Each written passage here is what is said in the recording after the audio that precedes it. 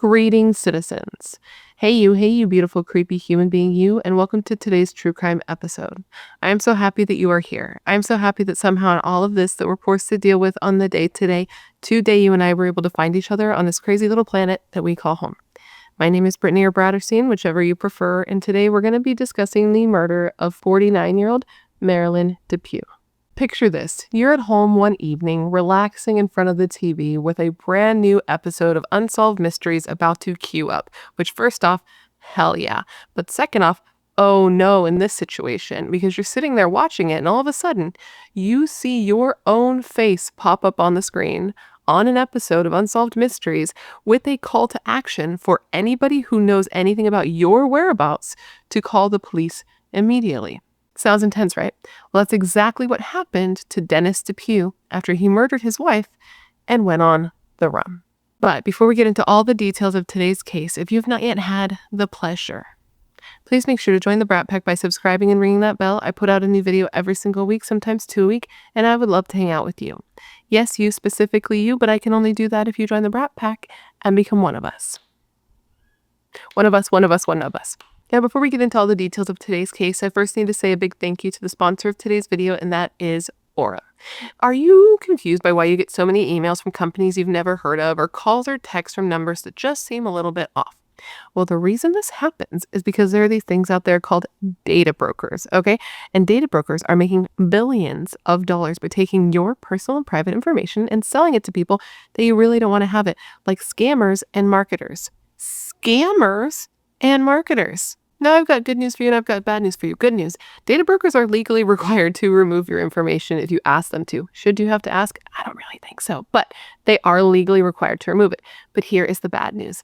They make the process of removal super complicated and difficult on purpose. And that's one of the ways in which Aura comes in.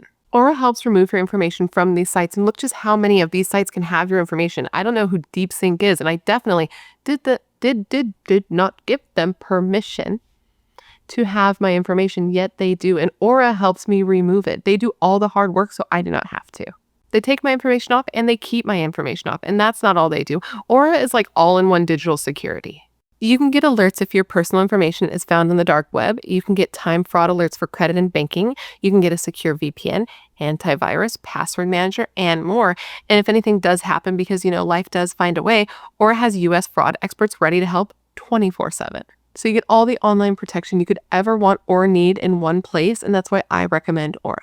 I don't want to leave myself vulnerable and exposed, and I have to imagine you don't either. So if all of this sounds as good to you as it does to me, make sure to click the link in my description box. It's aura.com/BRATTERSTEIN to try Aura for free for 14 days and see if your personal and private information has been leaked online. And if it has, let Aura help you put a stop to it today. Now, I just want to say a big thank you to Aura for partnering with me on today's video. It's partners like Aura that make it possible for me to put out videos as consistently as I do. And a big thank you to you guys for always being so supportive of all of my sponsors. You rock. Don't ever change. So now, the video, the case. If you feel like you're experiencing deja vu, I promise you are not. But I have covered this case before. I covered this case years ago, many a moons. I think it was 4 years ago, okay, when I was still doing makeup, which I don't do anymore. And I think this video was a whopping 22 minutes long, which is actually insane considering there's so much to this case that I didn't even touch on. And I've said this before and I'll say it again. There are a lot of cases that I covered when I first started my channel when I was just learning, trial, error. There was a lot of error there. And so there's a lot of cases that I want to retouch on if I feel like I could actually add something new to the conversation or give you more information. And this is definitely one of them. It's been on my list for a while to recover. So today I'm going to tell you the entire story of the murder of Marilynn Depue. I read all the things that you do not have to, and at the end of this video, I want you to answer the question of the day. I'm going to give it to you now so you can have it kicking around in your brain as we go through the details of this case, but of course I want you to answer once you have something to go on, okay? But the question of the day is this. Do you believe that Dennis Depue planned to murder his estranged wife when he went over to her home on that Easter? Or do you think it was instead a heat of the moment murder? Let me know all your thoughts in the comments below, because I guess that's correct, below, because I am curious to hear what you have to say. Now, with all of that said, come gather around and let me tell you the story of the murder of Marilynn Depue at the hands of her own husband. So let's start with Dennis. I'll give you a little backstory on him, okay? Dennis Henry Depue was born on June 13th, 1943, and he was born in a place called Sturgis, Michigan. And he was born to his parents Claude and Alma and appeared to have been an only child. For a case that really isn't that old, there is a surprising lack of information on this guy's childhood and upbringing, which is kind of okay for our purposes because I'm not big on giving you a ton of his backstory anyway because I find him to be utterly unimportant. But for a little backstory, Dennis graduated from Burr Oak High School and then went on to college, as one does, and he went to Michigan State University, or MSU, a school that he seemed to love because later he became a member of the MSU Alumni Association and would frequently watch MSU sports. It was at MSU that he got a bachelor's degree in business education, which he was able to then take this education/degree and parlay it into several different business opportunities. He taught business education in both Portland and Los Angeles, two cities that I personally love quite a bit. And then he worked for more than 20 years as a tax specialist for the Michigan State Treasury Department, I believe is what it's called. And at the time he became a killer, he was working with the state's Treasury Department as a property specialist for the State Tax Commission. And basically what that means, if you're curious, because I had no idea, is that he helped appraisers with property assessments. And he was said to be a very good, conscientious worker and was a fairly quiet man.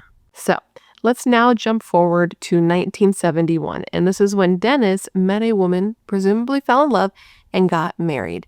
And this woman was Marilynn Lee McClenahen, and she was born on January 24th, 1942.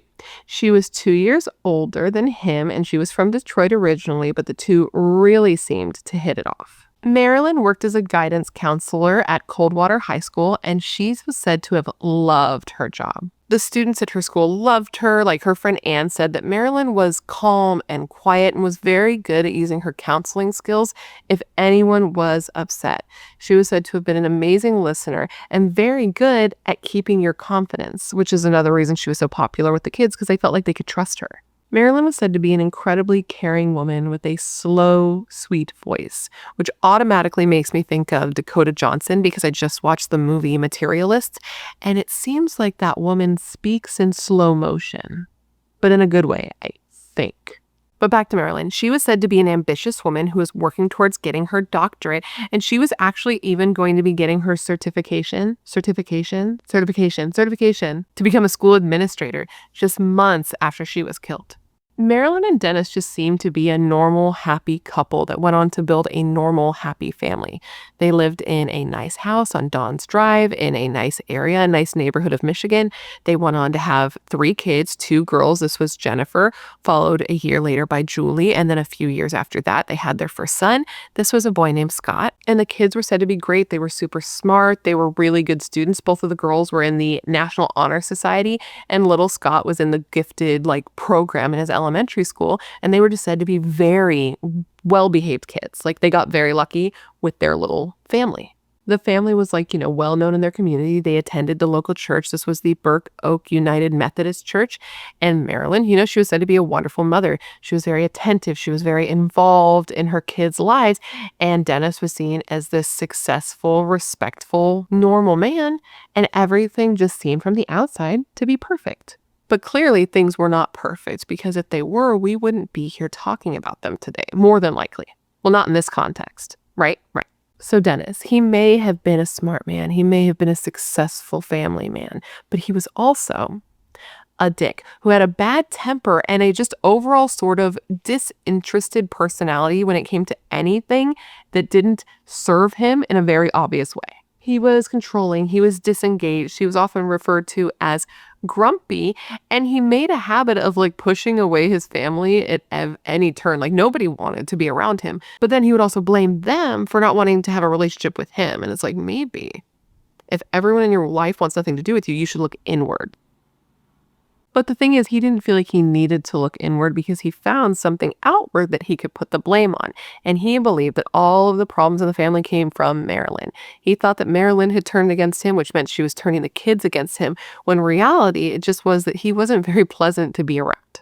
Now, these constant allegations and mood swings were very, very difficult to deal with, especially for Marilynn. She had gotten to a point where she was just exhausted by it. She was done. Like, did the two have a deep foundation together? Yes, they had 3 kids. They had a family. They'd been together like 20 years. But she got to the point that she was just done, and she started talking to family and friends, talking about how she wanted out of the relationship. She was unhappy. She had been for a while. And she said, like, her and Dennis didn't love each other. He didn't even seem like he liked her. And she just got to a point where she was tired of being an unhappy, married, single mom.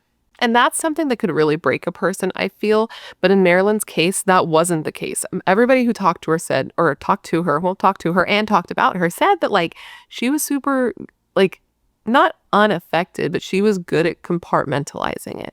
So even though she was going through all of this, it would be like having your relationship deteriorate, like the entire fantasy life that you've built up in your brain of where you think your life is going when you marry somebody and have kids with them. Like, every plan you make throughout your relationship has the other person in mind. In my opinion, especially when you are a woman, and that might be a little biased, and I apologize if it is. I am a woman after all. But despite everything she was going through, family and friends said that she didn't let her marital problems affect her life in any way that was detrimental to her. Like, she was still killing it in her, like, work, her profession, and she was also still a very attentive mother. So all that is to say is she wanted divorce, had for some time. So when she was 48 years old, she finally decided to pull the trigger and go for it. And in 1989, I believe it is, she filed for divorce. And when she filed for divorce, she told her attorney that Dennis was trying to control every aspect of her life. Now, Marilynn was definitely afraid to take this step. Like, she knew her husband. She knew that he was going to react poorly to this.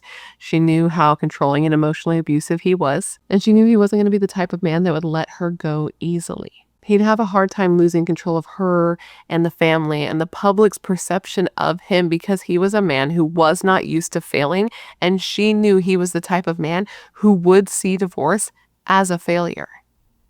And a lot of people see divorce as a failure, which I don't think. I think it can. Do I think it can be? I'm sure it can be in some instances, but it isn't always. Sometimes it is the best thing you can do. And Dennis just did not see it that way. We'll get into it later, but he did not see divorce as an option. So all that's to say, she was expecting a big fight and was actually pretty surprised by how he handled the news. He was surprised for sure, but like, she had gotten a lawyer, and when handling the negotiations of the divorce, he was said to be pretty cooperative. Like, why? I can't say for sure. Maybe it was for optics. He wanted friends and family and neighbors and coworkers to see that he was just such a good guy and would give in to whatever Marilynn wanted. Or maybe it was a last-ditch effort to get Marilynn to sort of look at him as a good guy and maybe rethink her decision and stick around. Who's to say? Was it kindness or manipulation? Based on what you go on to do, I lean towards manipulation personally.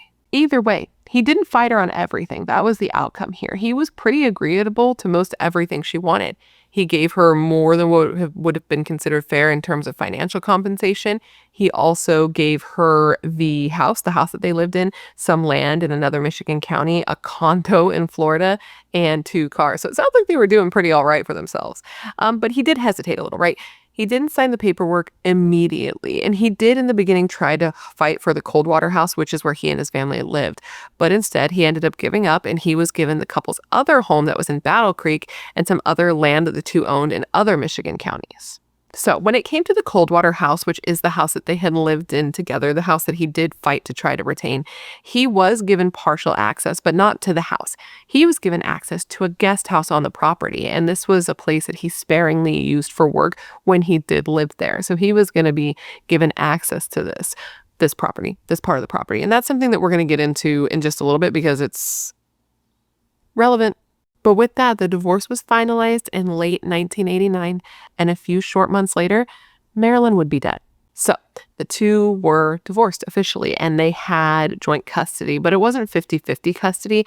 Dennis was able to see his kids twice a week, and the rest of the time they stayed with Marilynn in the Coldwater home that they had shared together, and he just had to leave. Now, Dennis did not handle this well. The divorce being finalized really seemed to send him into a spiral. And his own attorney said that after the divorce was final, he was super difficult to get in contact with. He wanted to petition for a rehearing, and he wanted to fire his attorney For those who knew him outwardly, he was seeming like he was accommodating and okay with what was going on for people who didn't know him deeply, right? But inside he was really stressed and depressed and angry. A friend of his said of Dennis and his mindset and the way he was at that time, and I quote, "When you consider the stress he was under and that he took it so bitterly, who knows how that affects a person? He had changed a bit and lost a lot of weight. He was an avid Michigan State fan, and during basketball season this year, he didn't make comments like he had in the past. He never mentioned anything about guns. He never displayed any tendency towards violence, and I never saw him show a temper." But we know that he did have a temper and that he did have a bit of violence inside of him, and we know he at least had a gun. Or I know. You will know soon. You know now. We'll get there. Facade he was putting on started to crack for sure. He started to get more open with how he was really feeling with friends, and I don't know about family members, but friends for sure. He started talking about how unhappy he was, how Marilynn had essentially ruined his life. He started talking about how he wanted to either take his own life or take Marilynn's life because she was the cause of his great unhappiness. And where Marilynn was concerned, even though she didn't really truly believe that he would hurt her, she didn't know what he was capable of. And she started to tell those around her that she was fearful for her safety. She worked at a school and she told her principal, like, I don't know what he would do if he was to show up at the school to try to confront me. And she told this principal, like, I am scared that he would hurt others to get to me, to hurt me as well.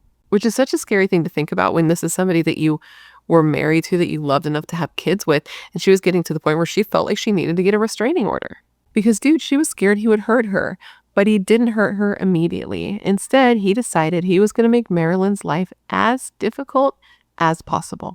And this brings us to the guest house, because you remember I said that in the court order, he wasn't allowed to have the Coldwater house, but he was allowed to have access to the guest house on the property.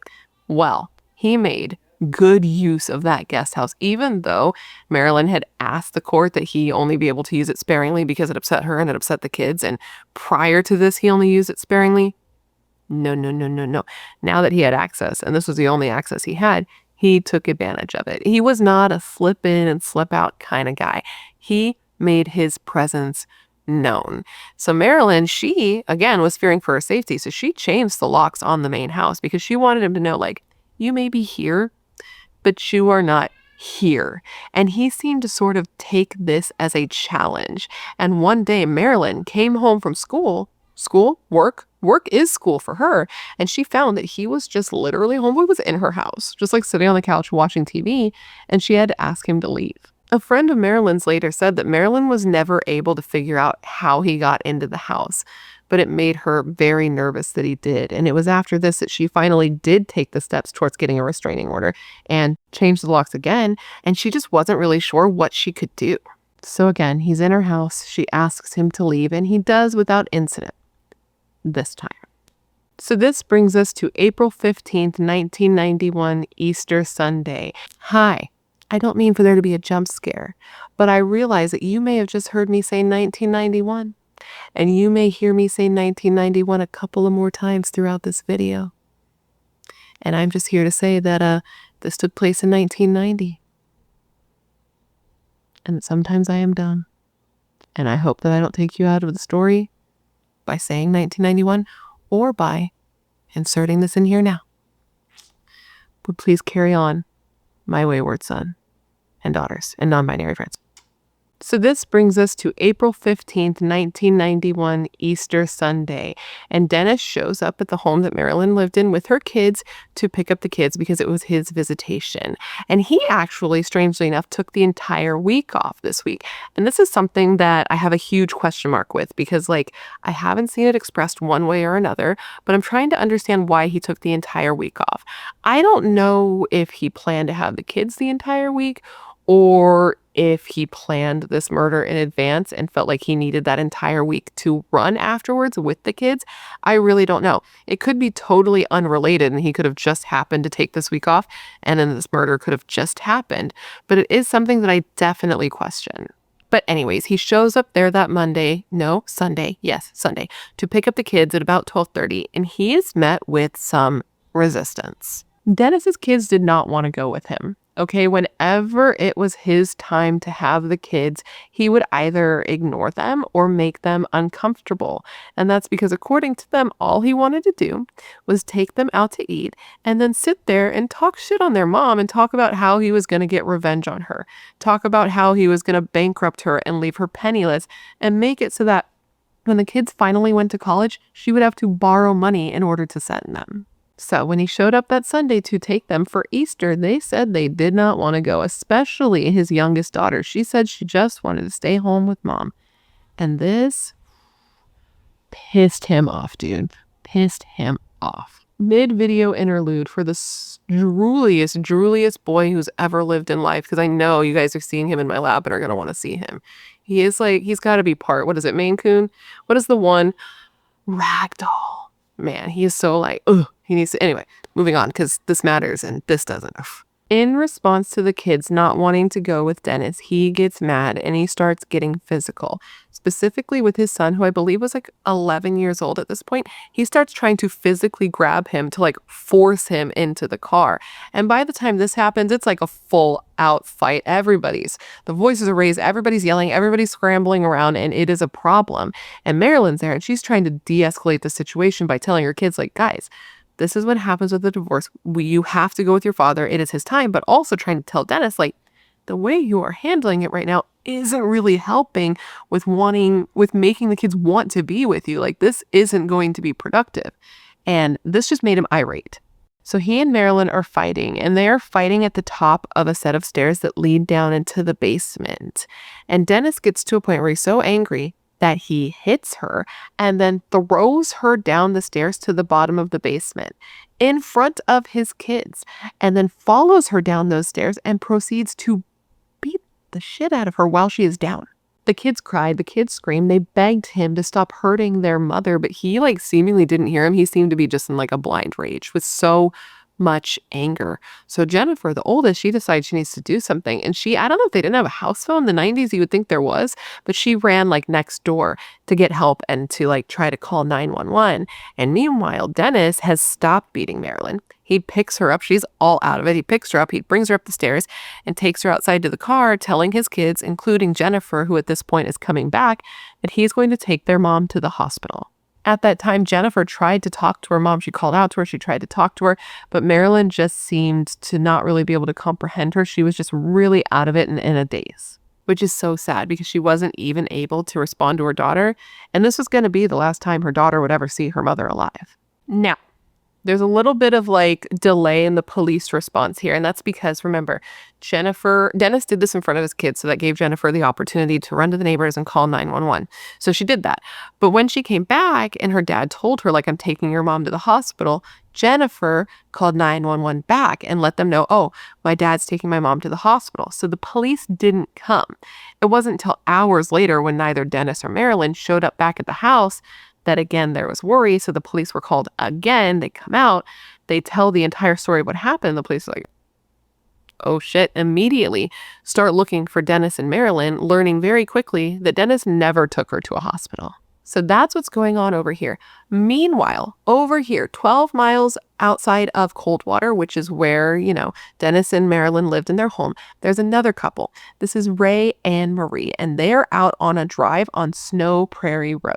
Remember before the internet when people would just like go out on drives? Like that's how you killed your time. You didn't have a supercomputer in your pocket and you weren't like, and being on dial-up was slow as hell, which you would still do it, but you would take breaks and you would go out and just drive around and just like turn left, turn right. We don't know where we're going. We're just having fun.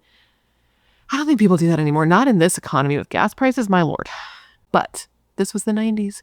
The dream of the 90s was alive in Michigan. So this couple was out driving around doing their weekly drive in southern Michigan near the Indiana border to unwind without their kids before their, busy week of being adults and parents would begin. So this couple is sitting there and they're playing car games like they typically did. And on this particular day, they're playing the license plate game. Okay, and basically the license plate game is when they look at license plates on cars that are driving by them or past them, right? And they try to make like words or phrases out of the license plate, just like they did in Jeepers Creepers, which is one of my favorite horror movies of all time, in spite of the fact that the director, nasty fucking piece of shit, I will say that, that guy so hard. But the other people who worked on the movie, Justin Long, I love you so much. They made one of the best movies of all time. One of my favorite horror movies of all time. It definitely is. No, it is my favorite creature feature of all time. So when I covered this case before, a lot of my storytelling about the case surrounded the fact that it is the case that inspired the Jeepers Creepers movie. And that's because the movie came out 11 years after this murder.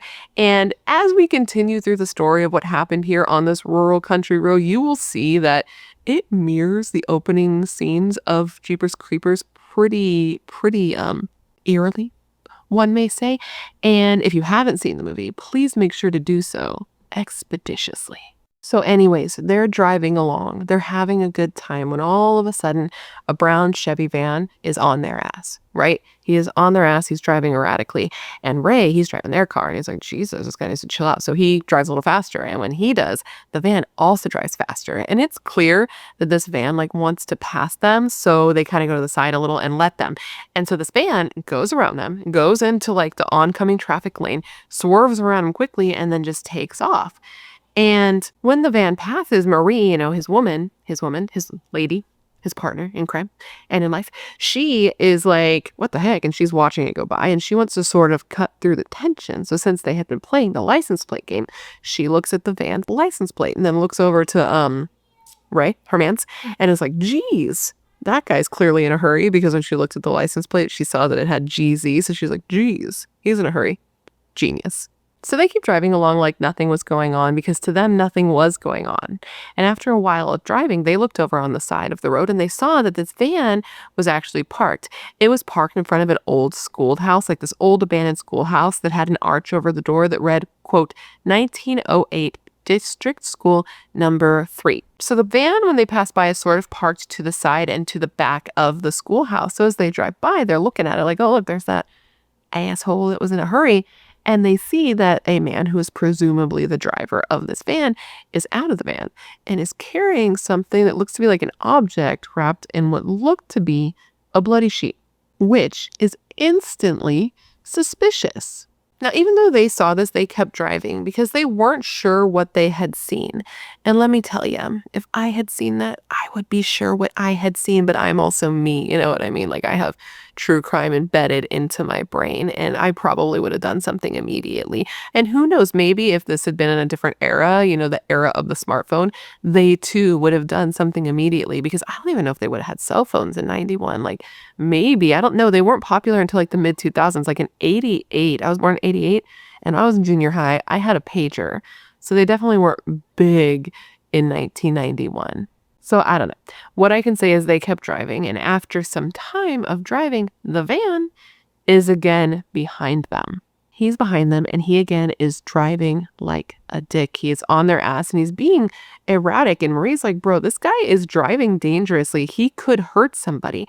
So she takes out a piece of paper and a pen, because she just had a piece of paper and a pen in her car, because the dream of the 90s was alive in Michigan at this time. And she writes down his license plate number because she feels like they should tell the cops, because this guy's driving like a maniac. Meanwhile, Ray is like, I need to get away from this guy, because the way he's driving is really not something I'm down with. I'm not down with his particular brand of sickness. He has been on my ass for a while.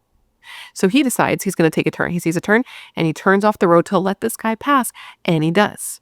After some time, Ray gets back on the main road, and when he starts to drive, he finds that this guy who he had let pass him didn't keep driving. For whatever reason, he just drove down a little bit of a way and then pulled off to the side of the road and was now out of his vehicle. And as if he had been reading their minds, he was out of his car and he looked like he was taking off his license plates. So Ray and Marie drive by slowly, not so slowly as to draw attention to them and have him be like, what the hell are they doing? Because, they don't know if he's dangerous or not, but slowly enough that they can kind of see what's going on. And what Marie sees when she looks out at this van is that the passenger side door is sort of open. And what she can see is that the whole inside door of the passenger door looked to be covered in blood. And so with this, they're like, okay, there's definitely something going wrong and we need to call the police immediately.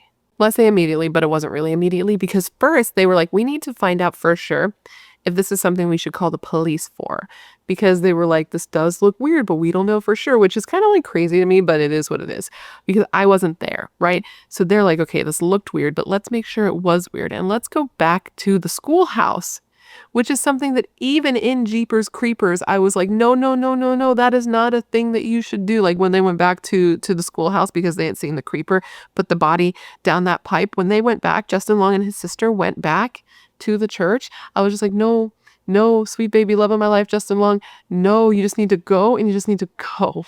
But Justin Long and his sister did, and so did Ray and Marie. They go back to the schoolhouse, they park, they get out of their car, and they go over to the area where they had seen the driver with the van where he had been. And they find an animal hole, like a pre-dug hole that was dug by an animal, hence animal hole. And I can't say how big the animal was that dug this hole, but what I can say it was big enough that this person, Dennis, was able to put something in it. And what he had shoved inside this hole was a bloody sheet. So they drove to the nearest phone that they could find and they called police and told them what they had seen/found. And police quickly rushed over to the schoolhouse to investigate. A forensics team sealed off the abandoned schoolhouse and started to collect evidence. And what they found was the bloody sheet. They found a puddle of blood. They found tire tracks. And within no time, police were able to link this scene in this van and everything that Ray and Marie had seen to Dennis and Marilynn Depue. I cannot even imagine being this poor couple and realizing that what they had seen was the aftermath of what Dennis had done to his wife. And we're now going to talk about exactly what it is that he did to his wife, who did not deserve anything that happened to her. After meeting Marilynn in their home in front of his kids, he was able to get her into his car by telling her and telling the kids that he was going to take her to the hospital. But he didn't. Instead, once he got her into his car, he murdered her. He shot her one time in the back of the head, effectively ending her life. He then took her body and he drove to a rural country road with it wrapped up in a sheet, and he just sort of unrolled her out into like a ditch on the side of the road. And after leaving her there, he took that sheet, he drove to the schoolhouse, and he stuffed it inside that animal hole, which is exactly what Ray and Marie saw. The day after Dennis killed his wife, on April 16th, 1990, a highway worker stumbled upon the body of Marilynn lying discarded in a wooded area about 15 feet off a gravel road near Bronson, and that was about halfway between the schoolhouse and Marilynn's home. Now, police had suspected that Marilynn was dead prior to finding her body based on the description of what he had done to her in front of the kids, the fact that he didn't take her to the hospital, and the amount of blood that was found on that sheet. But now they knew for sure that Dennis Depue had murdered his wife. And so a huge manhunt was put into effect. But he was on the run, and he was facing charges of open murder, using a firearm in the commission of a felony, and interstate flight to avoid prosecution. And that's because they knew he was no longer in the state. Now, how they knew for sure, I can't say. I know that they knew that he had $4,000 in cash. So I don't know if they're tracking him by his debit card, if he had cash. I really don't know. But they did, because they charged him with that. After Dennis went on the run, the police did what they could to try to locate him. They even brought in the FBI. They ended up searching his parents' home. They lived nearby on Burr Road. And when they got there, his parents were like, we have no idea where he is. He wouldn't have come here, like he's a grown-ass man. But police still searched their house, and they found some like new evidence that gave them some ideas of where he may have gone by searching there, but they're not clear on like exactly how they got that information. But that's really all they had, because they didn't have a lot of other people in his life they could question, because this guy didn't have a lot of friends. He was like kind of a loner. Although he didn't have a lot of friends, people who did know him were shocked to hear he did this. They were shocked to hear this could happen in this family, because they were seen as such like, you know, traditional loving American family who were just going through like a hard time, but people publicly didn't know how ugly it had gotten, just people really close to them. And one woman who like knew Marilynn and Dennis said, quote, "The things people said on TV were nothing like the Dennis we know. My mom knew him when he was younger, and she always said that he was nice, a fun person." Nothing fun about murdering your wife, though. And his poor family, man, they were in shock too. Like, especially because of the way that this case ends up concluding. They were just like, they couldn't believe that things happened the way that it did. And shortly after he went on the run, they all got together and they leaned on each other to try to like mourn the fact that Marilyn's dead, their grandkid's mother is gone, and Dennis is on the run. And while on the run, he made some interesting choices. Like, for example, he wrote a lot of letters. Okay, he wrote like upwards of, I think it was like 17 question mark letters that he sent to family, friends, Marilyn's coworkers, and newspapers to try to explain and justify murdering Marilynn. For example, he talks about a movie, okay? And this movie is called War of the Roses, which I've never seen, but reportedly it's about a bitter divorce that turns violent and has been described as a, quote, morality play. That's lesson is essentially that all of the options a married couple can choose, out of all the options a married couple can choose, divorce is by far the worst. Isn't there a movie coming out like soon or is out now or recently came out by the time you're seeing this called War of the Roses about a married couple getting a divorce? Wait, with Benedict Cumberbatch, right? I just went on the Google machine and it turns out I have just crazy eerie timing because this was not supposed to happen like this. But War of the Roses, which is directed by Danny DeVito, a king, is the original movie. And The Roses, which is coming out with Benedict Cumberbatch, is like sort of a reimagining of that, though the original, I have not seen it, but I want to watch it now because Danny DeVito again is king and Michael Douglas is in it. It's like a whole thing, right? War of the Roses is more of like a crime thrillery type thing, where The Roses, which I haven't seen yet, but I am interested in, is more of like a comedy thriller. So it's like the same type of movie, but with a different tone. And I didn't know that. And The Roses just came out a month ago when I am recording this. So 2 months ago when you were watching this, because I'm filming like a month in advance. And I researched this case in June. When I took that time off, I did a bunch of cases and got them ready while I was dealing with everything. So huge coincidence, though some people say coincidences do not exist. If that's the case, am I a witch? Just like I thought I was in junior high. But anyways, back to War of the Roses and Dennis Depue, because that's what we're talking about. In his letters, he said that if Marilynn had seen this movie, everything would have been solved early and amicably.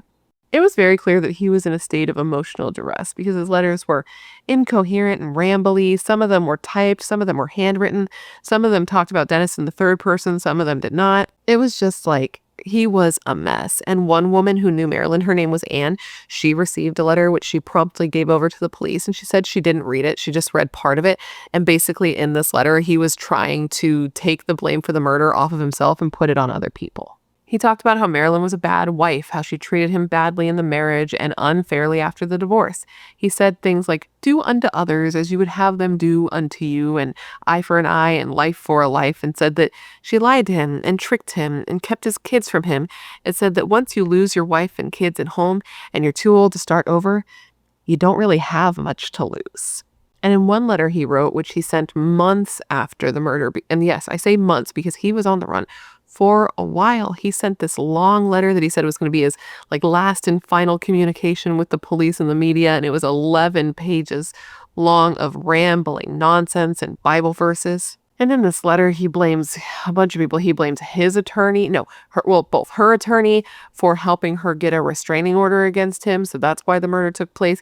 He blames his attorney for not telling him that he could stay in his house during the divorce. So it's his attorney's fault the murder took place. He said that the divorce legal system is damaged and that it needs a whole overhaul. And then he said in this letter, referring to himself in third person, in part, quote, Marilynn had every right to a divorce, but she made a fatal mistake in lying and deceiving to force Dennis out of the house and estrange the children from Dennis. The letter went on to say that he, Dennis, was unjustly thrown out of the house and thrown into a pit of despair and depression, and that Marilynn proceeded to exacerbate that. He said she left him in such a hopeless situation and that she was just the type of person who had to have everything exactly how she wanted it. He said that she was, quote, too proud, too haughty, and too stubborn for her own good, and said she never knew how to stop pushing, how to stop taking all the good things for herself, leaving Dennis, Dennis, with nothing. Now, you would think because he sent all of these letters that perhaps they would be able to track him with these letters. But all they were really able to tell from these letters is that he was constantly on the move. He was sending the letters from different cities and lots of different states like Virginia and Oklahoma and Iowa. So he was just boom, boom, boom, boom. Not super far from each other, but not staying still. Now, as I'm sure you can imagine, this was incredibly distressing, especially for Marilynn's family and especially for Marilynn's kids. They were living, I believe, with their grandmother on their mother's side, like their grandparents on their mother's side, before eventually going on to live with their Aunt Beverly. And I don't think all the kids were staying with the grandparents because one of the girls, probably Jennifer, I imagine the oldest, was in high school at this time. And so she actually stayed in the area with a teacher, which is different. I don't know if I've ever seen that happen. Hopefully a female teacher, but she stayed with the teacher so she could finish off the school year. But the grandparents had to take care of these kids who were going through such a serious trauma while also dealing with the fact that they had lost their daughter to murder. Now, they did try to make the best of the situation, even making sure that memorials for Marilynn were directed to the Marilynn Depue Memorial College Fund at Coldwater High School because she just loved her job and education so much. And after she was killed, the approximately 300 students who she counseled were going through their own grief, right, and disbelief. And a lot of kids were visibly upset, and teachers were clearly shaken, and counselors from the Iowa Mental Health Department were on call to help. This is just something that was so shocking and that nobody who knew Marilynn or Dennis thought was possible. Marilynn's mother was especially just gutted by her daughter's murder. She said, losing a kid in general is impossible, but she said if she had lost her to some sort of freak accident, maybe it could have been something she could have come to terms with. But for your kid to be murdered, and murdered by your grandkid's father, and to have to know it was done so violently. Like she said of this, and this is really bleak, but she said of this quote, "I was terribly upset. I couldn't sleep. I'd wake through the night. Things would flash into my mind. I think he did a lot more to Marilynn before he shot her. Scott told me he had kicked her face and stomped on it. I get an empty feeling in the pit of my stomach. I remember her coming to see me when I was sick. She was the kindest person there was to everybody. I'll never get over it." So they had to deal with the fact that their daughter was gone, their grandkid's mother was gone, and their grandkid's father had killed her. And now he was just out on the run. Like, would he come back? Would he try to take the kids? Would he try to hurt the kids? And would he hurt anyone else to get to the kids? They could not discount it, knowing what he was capable of. Now, Dennis, he was gone. He was in the wind. Nobody had any idea where he was until about almost a year after he went on the run. Police would find him after he was flushed out of his hiding place in the most satisfying way. So almost a year after he murdered his wife, Dennis Depue's case, the murder of Marilynn Depue, was featured on Unsolved Mysteries, my childhood toe dip into the world of true crime. Did anybody else fall asleep to the sweet, sweet sound of Robert Stack's voice? Because I certainly did, and then would continue to do so for the rest of my life. Anyways, they air the episode. It talks about the murder. It talks about Marilynn and Dennis. It talks about her family. There are interviews from her family with them talking about what happened. They included a description of Dennis, a very distinct looking man. I will say that myself. Very specific is a good word for it. And then a photo of him asking anybody with any information on this dude to contact the police or, the Unsolved Mysteries hotline number. Now, I don't know if anybody working the case was confident that this Unsolved Mysteries episode was going to get them their man, but one circuit court judge, this was Judge Cherry, he made a statement where he said that he hoped that this case would be resolved one way or another. And resolved it would be. So this episode of Unsolved Mysteries was very effective because at the same time the episode was airing, a woman was coming home. This woman lived in Grapevine, Texas, which is in between Dallas and Fort Worth, and her name was Linda. And she was getting home from work to find that her boyfriend, who she lived with, by the way, named, what was his name? Hank Queen? Yeah, Hank Queen. His car was in the driveway. And then she pulled up. She's like, oh, that's weird. He religiously keeps his vehicle closed up in the garage. I wonder why it's parked here. Who knows? Anyway, she goes inside and she finds Hank, in a panic. Okay, he's pacing all over the house, running back and forth, grabbing things, packing things, and he tells her, like, I need to leave, and I need to leave now. And she says at this time, quote, never mind, there's not really a quote. She just said he was in a tizzy and that his van was already out and that was strange, which I already covered, which is why I'm not going to give you the quote, because it would be redundant. Much like this sentence, but one could say this is more irrelevant than redundant. He told her that his mother was very sick. She had a heart attack or a stroke, though it seemed that Hank, my guy here, was the one having a heart attack or a stroke in that moment. And he just tells her, like, I need to go now and I need to go alone. And she's like, yeah, like, for sure, no doubt, dude. But she definitely didn't seem to believe him. And you know what's interesting here is she had already been suspicious of him in the time that they'd been together. Apparently she enrolled in like a mini course on detective work and even hired a private detective to look into him, but they hadn't found anything on him. And that likely had to do with the fact that she had never seen his ID and didn't even know his real name. But back to that day where he's freaking out. She can see his energy is off. He is packing. He's putting boxes upon boxes into his van. And she's like, that's more than one may need for a quick trip to see a sick mother. It seems like you are like going. And she also noted that the entire time he was doing this, he was also laser focused on the TV, watching the new episode of Unsolved Mysteries, like one eye on what he's doing and one eye on the TV. And she also noted that he was sort of like trying to block the TV with his body so she couldn't see it, and was trying to like keep her out of the room, telling her to go to the kitchen and make him some sandwiches, which I don't know why I immediately want to see red when a man tells a woman to make a sandwich, but this is who I am as a person. But he tells her to make some sandwiches and to pack some drinks for his long journey. And when she asked him, like, okay, when am I going to see or hear from you? He told her he'd call her in about a week. And then they, had their kisses, said their goodbyes, and, he headed out on his way. But in that moment, she got this distinct feeling within her body that she was never going to see him again. And she was right, because Hank, or Dennis, was on the run again. Yeah, when he saw that Unsolved Mysteries episode, he was like, shit, like somebody that she knew, that Linda knows, is going to have seen this and is going to be like, oh shit, that's Hank, and it's going to either call her or send the police over to the house. So I got to just go and I got to just go. And he was absolutely right, by the way. He was not paranoid about this, because one of Linda's friends, this was a woman named Barbara. Yeah, Barbara had seen the segment and she recognized him, bro. She definitely did. Like, not immediately. She had been watching it because who wasn't? Like, Unsolved Mysteries is top tier. And so she's watching it and she's very enthralled. She's very interested in the episode. And then they start talking about Michigan. And she remembers that one of the very few things that Hank had revealed about himself was that he had spent time in Michigan, right? And so she hears about Michigan. She hears about Dennis, which is his real name.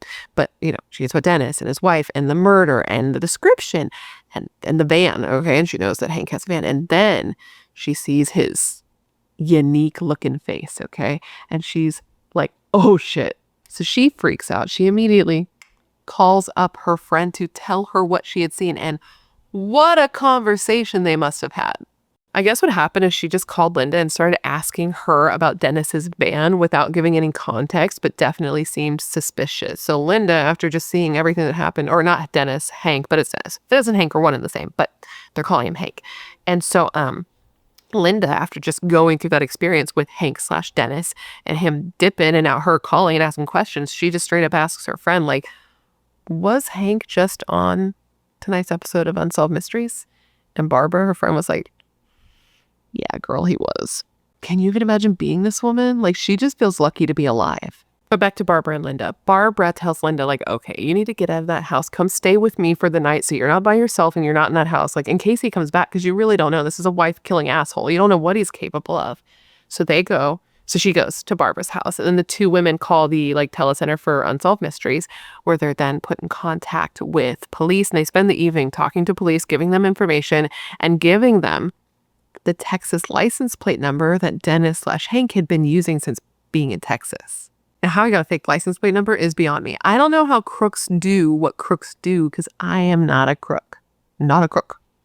But anyways, the two women spend that night talking to detectives, and Linda, this woman who was with them, tells them all about their relationship.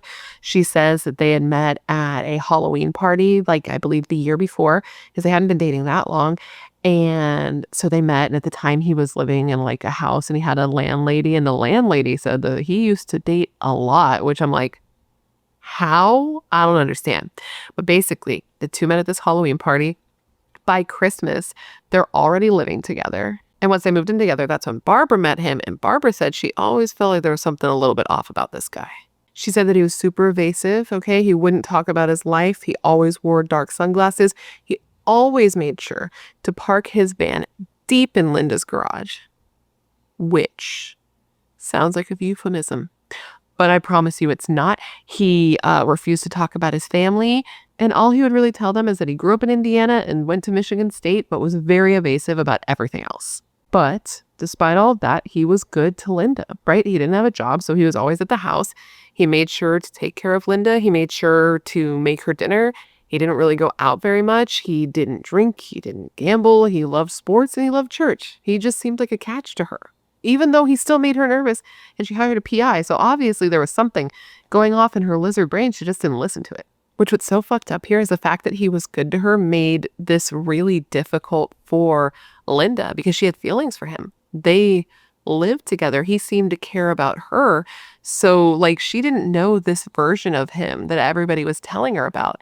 So she had to grapple with who he really was while mourning like the loss of him at the same time. And that sounds very, very difficult because he had never done anything to her. So she just didn't register that version of him being a bad person. But he wasn't. Hank wasn't even a person. Hank didn't exist. Now police and everybody knew that Hank was really Dennis. So they had a description of him. He hadn't changed much. They had a description of the vehicle. They had the new license plate number. And with all of that, an all points bulletin or an APB was put out. And all of the police in Indiana State had their eyes out watching for this guy because they knew he was on the run again. And they knew this was like the moment to try to catch him. Did I say Indiana or Louisiana State? Because I meant Louisiana State. All the police in Louisiana are watching him. So now back to Dennis and his point of view, okay? He leaves Linda's house. He drives like a bat out of hell, goes through Texas, goes through Louisiana, and goes into Mississippi. And cops do find him, okay? They see him because they literally were like watching for him. So it's about 2:30 in the morning and an officer is on the Interstate 20 just driving around being a cop when he sees a van that matches the description of Dennis's van from the APB just go zooming past him at 80 miles an hour. Reportedly, Dennis and the van saw this cop and quickly slowed from 80 to 55, which, you know, I would say is suspicious, but that's what most people do when they see a cop when they're driving. But despite slowing down, this cop's like, I think that's the van. And so radios for backup and then hits the lights. And as soon as they hit the lights, Dennis books it. This cop tries to pull him over, but Dennis is not ready to be caught. So he runs and he takes them on a miles long police chase. He refuses to pull over and he just keeps going. And I believe he had police from both Mississippi and Louisiana chasing after him at this point. And he continues this on for like 35 miles.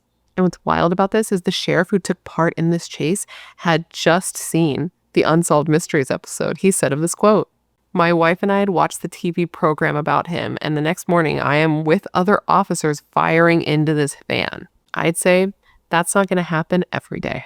Dennis literally just kept going, man. He smashed through 2 police barricades, one of which was set up at the end of the Mississippi River Bridge. They're trying to stop him. He won't stop. The police are shooting out his tires. They shoot out 2 of his back tires and 1 of his front tires. He keeps going. The cops are even like ramming their cars into him, trying to stop him. And all the while, he's firing at them. He's firing at them through his windshield and through his open window. Apparently, he was so close to these cops that he was actually shooting them at like point blank range, but is still luckily missing. And listen, the cops retaliated. He's firing at them. They're firing at him. Apparently, they straight up like set up a machine gun and were like shooting into the van, but they didn't end up hitting him because the van was full of boxes and stuff. So they were absorbing the bullets and they weren't getting through to Dennis, which I did not know that cardboard boxes were so strong.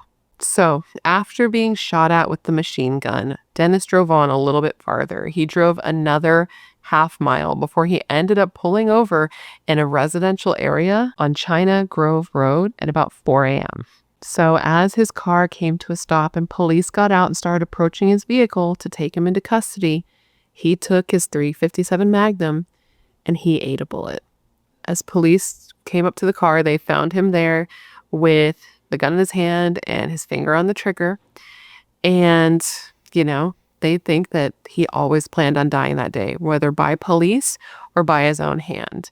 And though they could look at him, right, and they could visually identify his very distinct face, they did have to officially identify him by his dental records. On his body, they found $16,000 worth of cash, and inside his van, they found boxes full of clothes and pictures and water bottles and trash. But inside his van, they also found blood. The inside of the car, the whole passenger side, had blood on it, just like Marie had said that she saw when they drove by.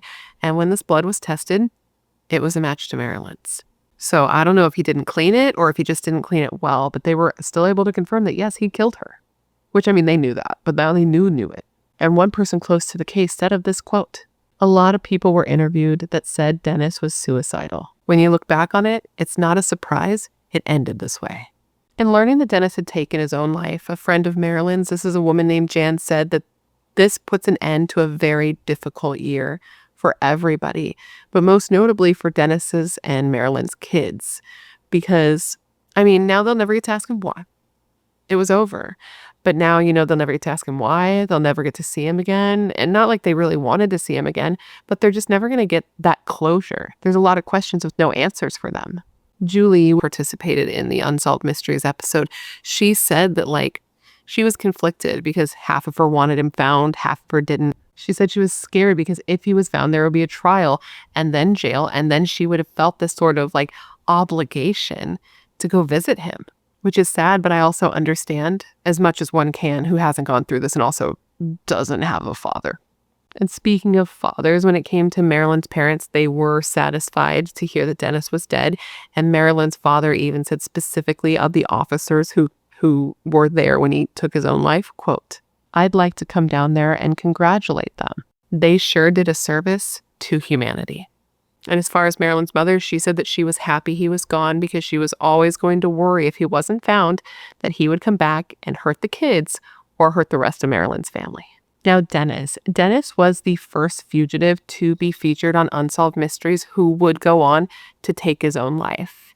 And his episode was the 72nd case that was actually solved due to Unsolved Mysteries.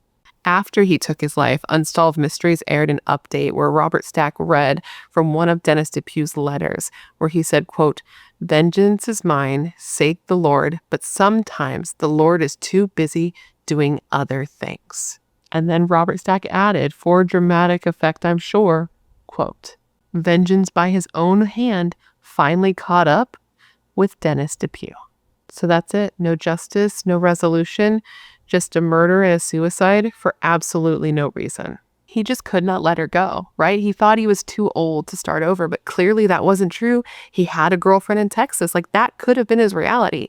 He could have gone on, met someone else. Marilynn could have gone on and met someone else. And then their kids would have two parents instead of having none. And the only silver lining here is that Dennis Depue was buried alone, far away from Marilynn, who was married with her maiden name, not his. Now, that old schoolhouse where Dennis tried to hide evidence is actually still standing from what I can tell. It's owned by a local man, and for a while was used for housing sheep, and it's old as hell too, dude. It was built in 1908. And actually, what's interesting is it was almost burnt down almost around 10 years ago now, with the fire being investigated as arson, but it was salvaged. So now it's just this physical reminder of the life lost at the hands of Dennis Depue. This case, man, is just one of those cases that mirrors a horror movie in its beats, but is actually scarier than fiction. Because listen, a man-eating demon is just that, a man-eating demon. He shows up as one thing and presents himself as one thing and eats you expeditiously. But your husband, the father of your kids, the person you once loved so much that you brought the law into it, you had kids with him. You built a life with him. You laid your head down next to him every night. Then he kills you. He erases you, and he throws your body on the side of the road like a piece of trash. The fact that you could truly think you know a person, but have no idea who they are or what they're capable of, that terrifies me. That is scarier than monsters to me. People are scarier than monsters to me. And with that, my friends, is the story of the murder of Marilynn Depue. I hope that you found it to be informative. I hope I gave you all the information you would want when looking into this case.